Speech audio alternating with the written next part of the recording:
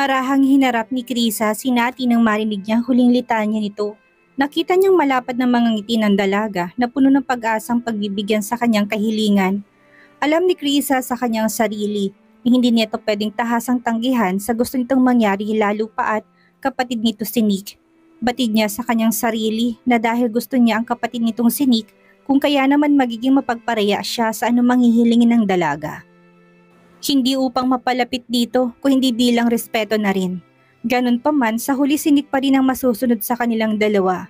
Ang ideyang yon ay mas nagpahiya pa sa pakiramdam ni Krisa dahil wala siyang palago kung papalagan niya ito na kagaya ng dati.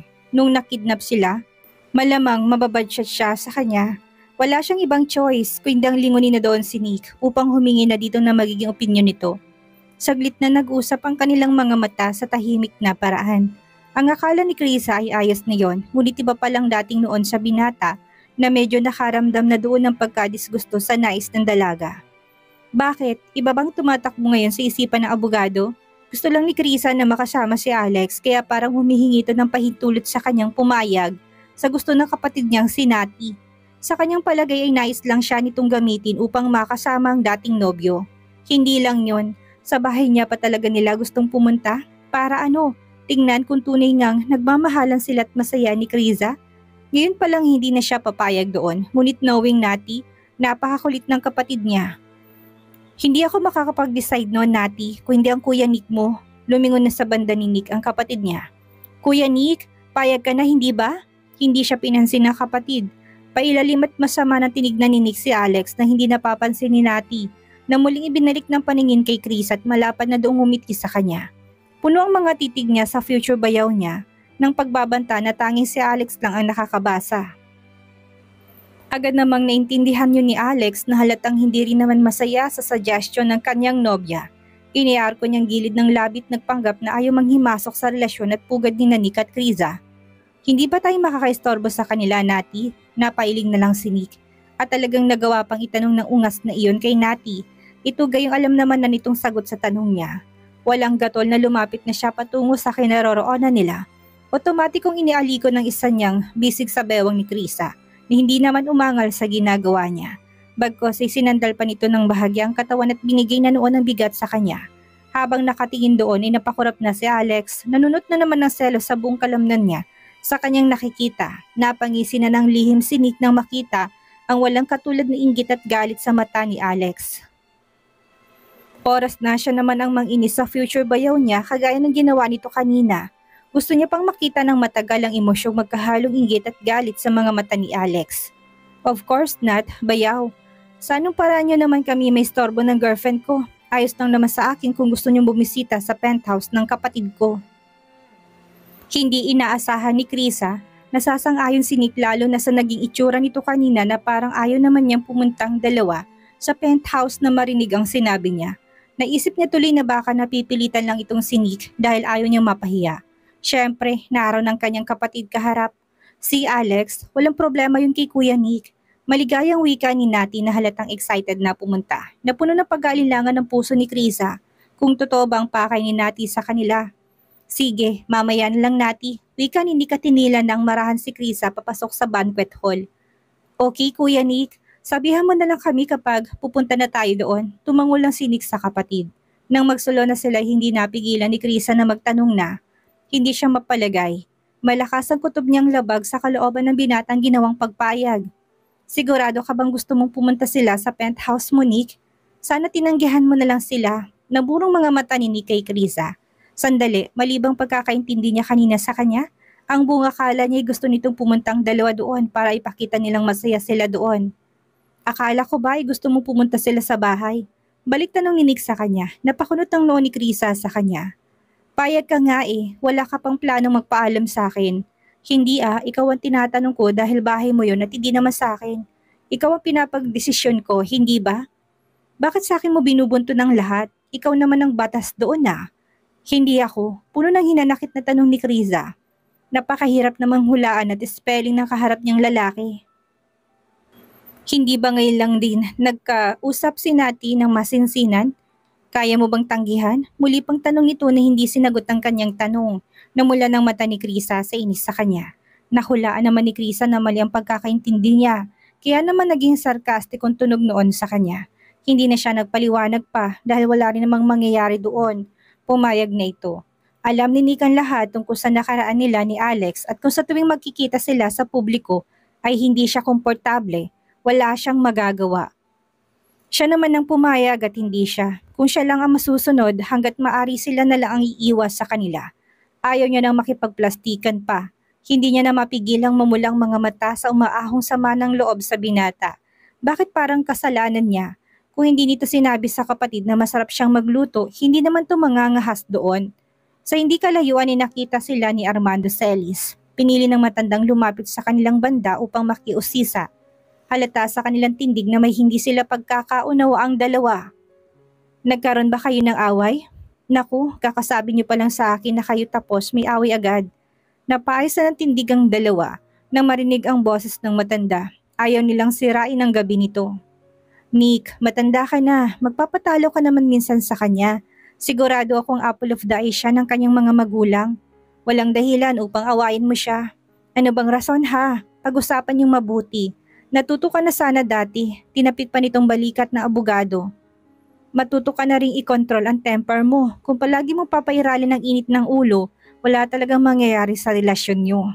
Dahil sobrang nire-respeto, ito ay marahan lang sinik na tumango sa sinasabi ng matanda at piniling huwag nang magsalita. Sakto namang marami pang nagsidating ang bisita si Mr. Celis. Kung kaya naman umalis din ito sa kanilang harapan ni Krisa. Bagay na pinagpapasalamat ni Krisa dahil naiilang na siya sa matanda sa ginagawa nitong pakikialam. Bago tumalis ay makahulugan ng salitang iniwan niya kay Krisa. Iha, kukunti lang naman na nagpapagalit kay Nick kung kaya'y mararapat lang nakilalanin mo siya. Napakabait na tao niyan. Lahat ng gusto mo ay kayang ibigay. Ayusin niya yan bago matapos ang event. Blankong mga matang sinundan ni Nick. At Krisa ang likod ng musician, maya-maya pa'y muli silang nagkatinginan. Naisip ng dalaga na wala naman siyang kasalanan. Ganun pa man, pipiliin pa rin niyang humingi ng pasensya kay Nick. Baka kasi sumobra siya. Ayaw rin naman niyang lumawig pa ang kanilang away. Maliit siyang ngumiti nang lumapit na si Nick sa kanya at bahagya siyang niyakap nito. I am sorry, Chris. Na-misunderstood ko lang ang mga nangyari kanina. Bulong na nito sa punong tenga niya. Nanlambot na doon si Krisa. Bago pa man siya makahingi ng sorry dito ay nauna ng binatang gawin iyon. Sorry din, Nick, kung napagtasan kita ng boses. Doon natapos ang kanilang gusot na hindi naman talaga gusot. Naunahan lang na matinding selos si Nick. Nagpatuloy ang event at sinigurado ni Nick na hindi mahihiwalay sa kanilang tabi ang dalaga. Kung saan siya pumunta ay dinadala niya ito. Ayaw niyang ma-out of place ito sa lugar. Hindi naman nagreklamo doon si Krisa na enjoy ang mga nangyayari. Feeling niya sobrang mahal na mahal siya ni Nick sa mga ginagawa nito dito. Maaari kang pumunta dito kung meron kang panahon ng araw na yan. Abot ni Mr. Conley kay Krisa ng 2 VIP concert ticket niya sa bansa. Walang pag-aalilangan tinanggap yun ng dalaga habang kumikinang ang kanyang mga mata. Alam kong kaya kang bilhan nito ni Nick kahit na ilang ticket pa pero ibibigay ko na lang sa'yo ng libre dahil fine naman kita. Yan na lang ang kauna-unahan kong pasasalamat sa pagiging isa sa fans ko.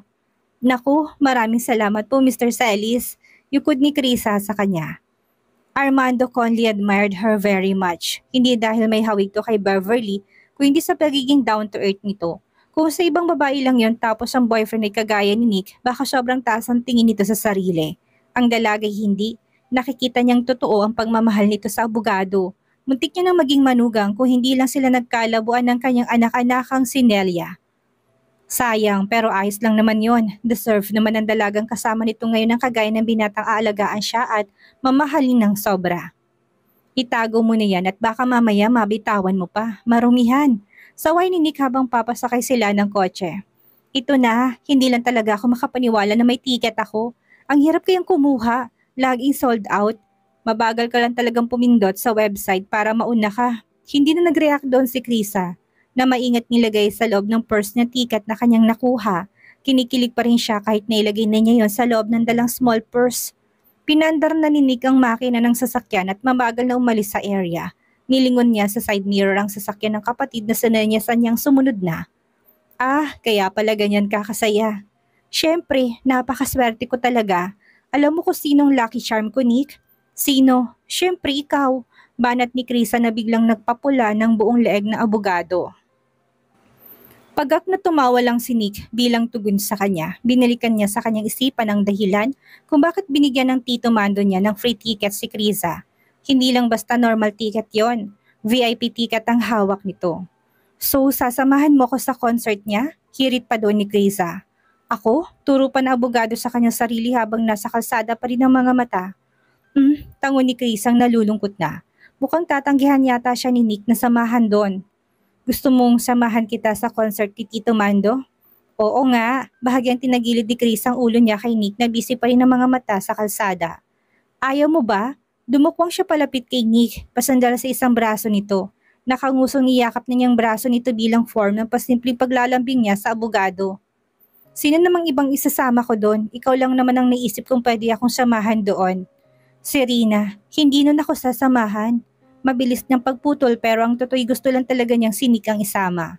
Malamang kapag sinabi niya kay Rita. Ang tungkol sa free tickets, paniguradong kikislap ang mga mata nito sa saya. Bakit naman hindi? Hindi mo pa nga siya sinusubukang ayain. Sana pala hindi ko nalang tinanggap kaninang tickets kung wala rin naman pala akong kasama.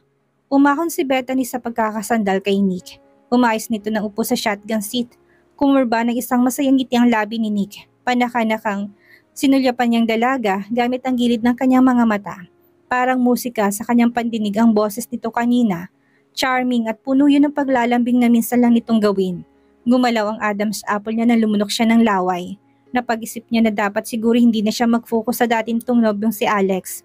Si Krisa na lang pagtutuunan niya ng pansin dahil hulog naman na ito sa kanya. Dahan-dahan humintong kanilang sasakyan nang makarating sila sa may stoplight. Chris, hindi siya nito pinansin at pinag-cross lang ang kanyang dalawang braso sa tapat ng kanyang dibdib. Parang batang nagtatampo. Lumapad pang ngiti doon ni Nick. Nang maging green ang kulay ng ilaw ay muling pinatakbo niya ang sasakyan. Muli pang sinulyapan ang sasakyan ng kapatid sa likod kung patuloy silang nakabuntot sa kanila. Inabot niya ang Honda stereo ng sasakyan at nagpatugtog na doon ng paboritong kinakanta ni Krisa sa part-time job niya dati. Pina-download pa yun ng binata nang paulit-ulit niyang mapakinggan kapag lulan siya ng kanyang sasakyan. Ibang-ibang nadarama ng puso ko sa'yo. Hindi ko na kayang umiwas pa sa piling mo. Namilog ng mga mata doon ni Krisa. Maya-maya pa'y sinabayan na niya yon ngunit bigla siyang tumigil. Umayos na siya ng upot humarap na muli kay Nick. Hindi niya man aminin pero parang lalo siyang na-in-love sa abogado. Umayos ka ng upo, Chris. Saway ni Nick sa kanya na kinikilig na sa ginagawa nitong paninitig ng malagkit. Ayos naman na. Gusto mo ba akong matunaw? Baby, matunaw? Maang-maangan pa ni Krisa doon kahit tawang-tawa na sa kanyang sarili. Or gusto mong itabi ko sa gilid ng kalsadang sasakyan natin at higupin ko ang lakas mo.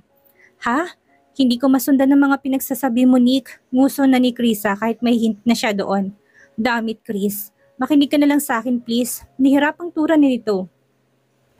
Malakas na humagalpak ng tawa si Krisa. Sa halip na umayo siya ng upo ay kinalas niya ang suot na seatbelt. Lumapit siya kay Nick at pinaulanan na ito ng halik sa kanyang kanang pisngi. Natawa ng mahina doon ng binata, lalo pang namula ang buong leg niya. Chris, talagang sinusukat mong haba ng pagpipigil ko, no? Naihagod na ni Nick ang isang kamay sa kanyang ulo. Kasama pa nilang kapatid kung kaya naman hindi nila yun pwedeng gawin pagkarating nila ng penthouse. Hindi masyado ka naman kung makapag-akusa sa akin. Tinabi na ni Nick ang kanyang sasakyan na ikinaayos na ng upo ni Krisa. Anong ginagawa mo? Bakit ka tumigil? Hindi na nagawa pang tapusin niya ni Krisa dahil sinil na siya nito ng halik sa labi ng ilang minuto. Humanda ka sa akin mamaya. Sobrang papagurin kita pag alis nila sa bahay. Banta nito muling pinaandar ang makina ng kanyang sasakyan upang bumalik ng kalsada. Tinanggal ni Nick ang suot niyang coat at walang imik na inihagis yun sa sofa. Saglit na tiningnan niya lang ang kapatid at future bayaw na nasa likuran nila. Kapag dakay nilingon na niya si Krisa. Magpapalit lang ako ng damit. Kumibot-kibot ang bibig ni Nick. Akmang may nais na sabihin sa dalaga, ngunit hindi na lang niya yung tinuloy. Pailalim niya lang na tiningnan si Krisa. Kabaktaka ay binaling na niya ang kanyang tingin sa dalawa nilang hindi inaasahang bisita. Maupo kayo. Aniyaya niya sa dalawa na itinuro pa ang buong living room. Kuya Nick, nagpalit ka ng mga kortina. Natatandaan ko ang dilim dito nung huling punta ko. Ang laki ng pinagbago ng penthouse mo ha. Parang nagkaroon ng buhay. Gumisil lang si Nick na itinaas na itinubki ng manggas ng long sleeve na polo. Ang girlfriend ko may gustong palitan namin ng mga yan. Wow, kailan ka pa natutong maging sunod-sunuran ha? Hindi sumagot si Nick. Sa halip ay pumunta siya ng kusina upang kumuha ng bote ng wine. Saglit lang siya. Paglabas niya doon ay may dala na siyang 4 na baso ng wine ay pinatong niya sa center table. Kuya Nick, pinagawa mo talagang music studio ng girlfriend mong silid na to? Sungaw ng ulo ni Nati mula sa bukas na pintuan ng silid. Hindi pala yun nakasarado. Ang galante mo kuya ha, binilhan mo talaga siya ng mga instruments? Naks ha? Napangisi lang si Nick doon, panakanakan tingin niya kay Alex na nakatayo lang sa may pintuan ng silid. Binuksan na ng binata ang wine at nagsali na ito ng alak. Wala gusto ko na siya Tanging tugon ni Nick na sumulyap na sa pintuan ng silid nila. Wala rin kasi siyang mapaglilibangan dito sa bahay kapag nasa trabaho ako. Kinunan ko lang siya ng gagawin at bababalingan ng atensyon ng huwag naman niyang mainip. Hindi na napigilan ni Nati na makaramdam ng inggit kahit pa hindi naman dapat. Gusto niyang itrato din siya ni Alex kung paano tratuhin ng kuya niya ang nobya. Naku, ang lala mo na Kuya Nick. Labas na silid ni Nati na humalo kip-kip pa sabay pabiro ng umirap sa kanyang mga mata. Pero okay yan. Sarap kayong magmahal. Nilingon niya si Alex na tahimik pa rin. Hinila niya ito palapit sa sofa kung saan nakaupo na si Nick at hawak ng kanyang kupita. Natatandaan ni Alex na nagtungo sila sa lugar upang event ang kanyang galit, hindi para purihin ang pagsasama ng dalawa. Irritable na siyang pagpasok pa lang ng pintuan. Ang hangin dito'y puno ng amoy ng buhay ni Criza na nagpapaalala sa kanya sa lahat ng oras ng babaeng nagmahal sa kanya. Sa loob ng 4 na taon ay nakatira na ngayon sa lugar na ito. Kasama ng ibang lalaki, dinampot niyang kupit at ininom yun lahat. Agad inalog-alog ni Nick ang red wine sa baso. Hindi may tatanggi ang sayang mababaka sa mukha habang nakitang hindi na mapintang mukha ng future bayaw niya. Hindi sayang ang pagpunta nila sa lugar na yon. Sa oras na to, nakapagpalit na si Criza na isang set ng damit pambahay. Light pink yun na may malambot na tela, ngunit bahagyang maluwag sa kanya. Magluluto lang naman siya, kaya tinali niya ng kanyang buhok sa tuktok ng ulo. Bagin nagpakita ng isang bahagi ng kanyang maputi at makinis na leeg. Partikular na kaakit-akit yun sa kahit na sinong mga mata ng lalaki. Napatulala na si Nick sa itsura ng dalaga paglabas nito ng master's bedroom.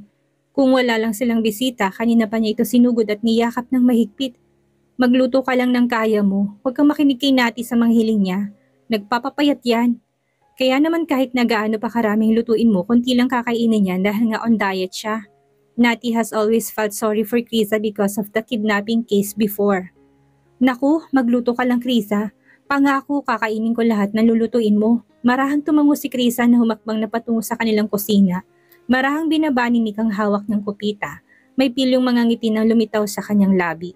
Sinundan niyang dalaga. Naiwan ang kapatid niya at ang future bayaw niya sa sala. Hindi nakaligtas yun sa mga mata ng mga bisita lalo nang sinara ni Nick ang pintuan ng kusina kahit hindi naman yun kailangan. Binuksan ni Chris ang fridge upang kunin ang kanyang mga lulutuin. Hindi pa nakontento doon si Nick, tinulak na niyang katawan ni Criza sa likod ng pintuan. Anong problema Nick? Mahinang inosenteng boses ni Criza. Matamang tumitig si Nick sa kanya. Walang imik na biglang binaba ang kanyang ulo upang halikan lang ang leeg ng nobya. Kinatigas na ng katawan ni Criza yon. Nagmukha ka pang bata pagkatapos mong tanggalin ang suot mo na makeup. Lumabi na si Criza. Hindi niya na mapigilang kiligin.